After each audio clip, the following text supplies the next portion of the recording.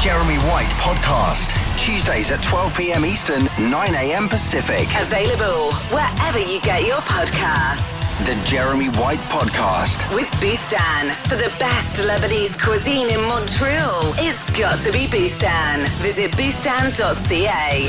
And loudtracks.com. Helping fans connect to their favourite artists. 100% high quality, officially licensed band merchandise that supports the artists you love.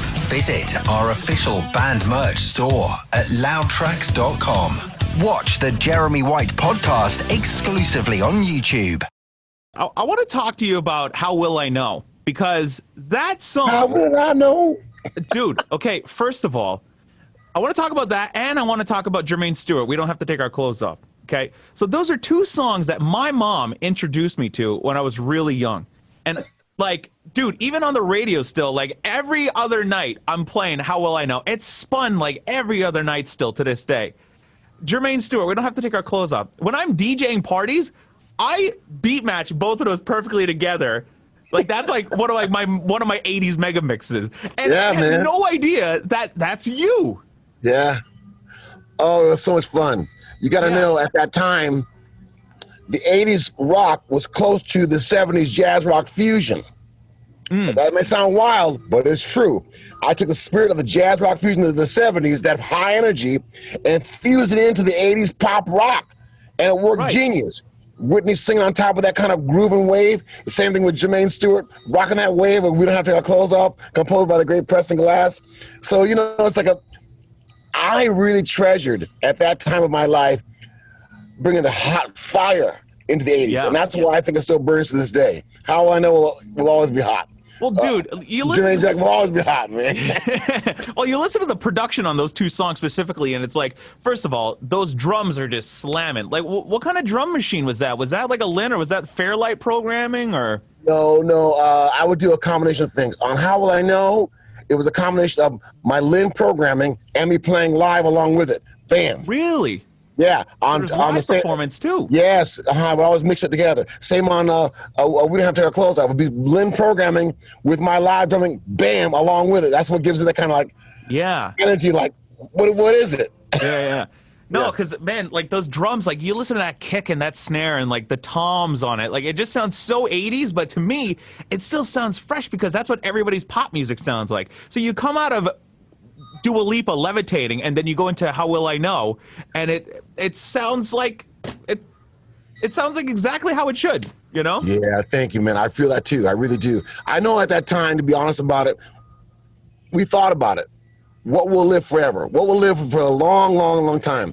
So we worked hard. Like my engineer, David Frazier, he's really a genius cat. You know, they have a dial in something that would have that funk element that can live. Yeah. So we didn't just want to make a record for the day. We want to make a record for all the days.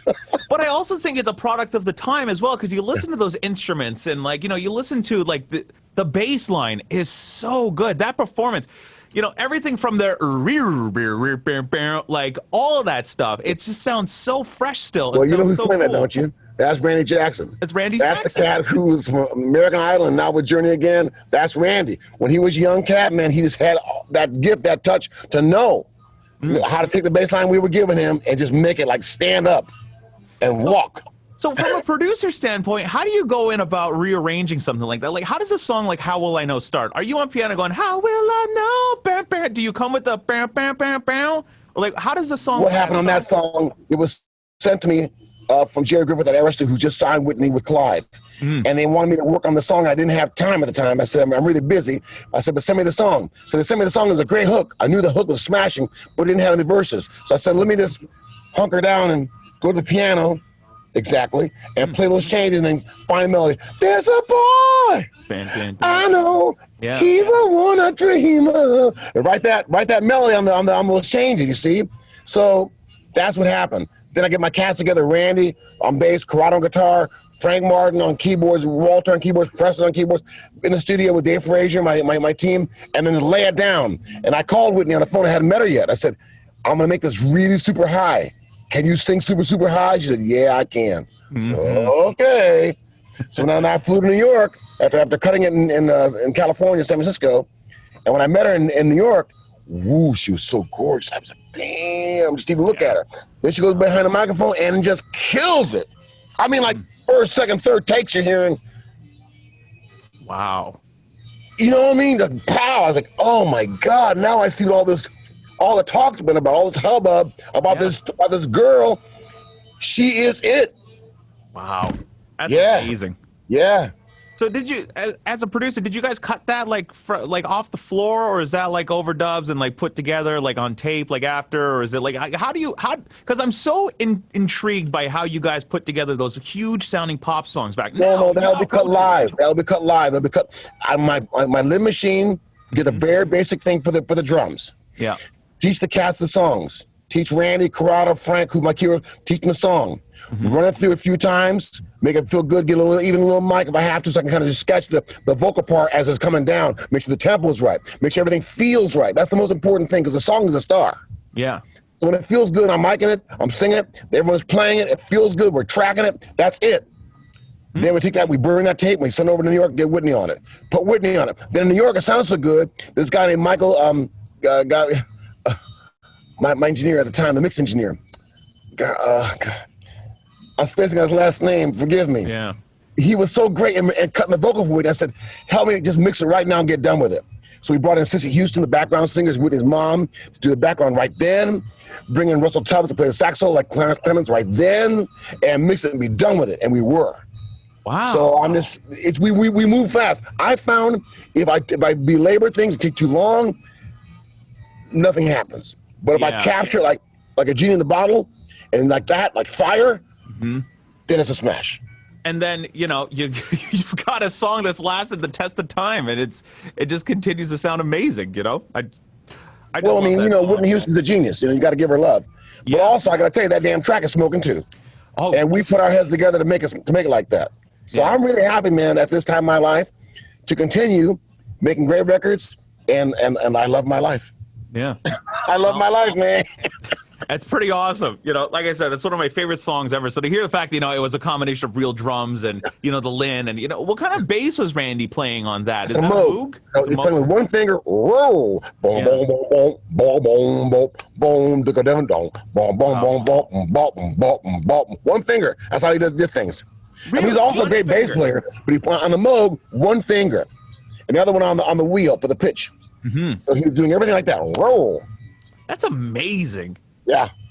And the same thing with We Don't Have to Take Our Clothes Off. Is that Yes, exactly. Same vibration. But that one was done in our brand new studio. We had just moved from Automat Studios, where How Will I Know was recorded in San Francisco, to Tiburon, to Santa Fe, California, which is not far from my house now, and Tarpan Studios.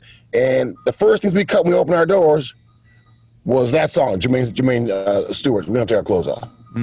What kind of keyboard was used on that intro? The like that really kind of celestial kind of keyboard tone. Yeah. You remember? I could find it out. It was I want to say a Roland. Was it okay? It was Roland. I was going to say maybe like a DX7 or something. Yeah, DX7. That's it. You named me. Was it DX7 Roland? That was it right there. Pow. What about the Preston Glass? What about the big horns on How Will I Know? Like, what kind of keyboard was that? That one I'd have to tell you. To be honest, I couldn't name that, for example. Yeah. I really couldn't name that for you right now. Because it was a patch that we could have made up, to be honest with you. Right. Interesting. Yeah. Man, I love stuff like that. That music to me, it just sounds so good. You know, music, everybody's trying to sound like that now. You listen to The Weeknd's music, you listen to Dua Lipa, you know, stuff on Top 40, and everybody's trying to capture that, you know, like you said, lightning in a bottle performance. But, you know, there's just something about those tracks that have so much soul to them, you know? And don't forget, man, we were using tape. Tape has a sound. I mean, tape is compression. The natural, when you hit tape hard and you push it hard, it gets that sound that's a damn fucking hit going on. So, you know, you got to, like, respect that, man. Yeah, I love it.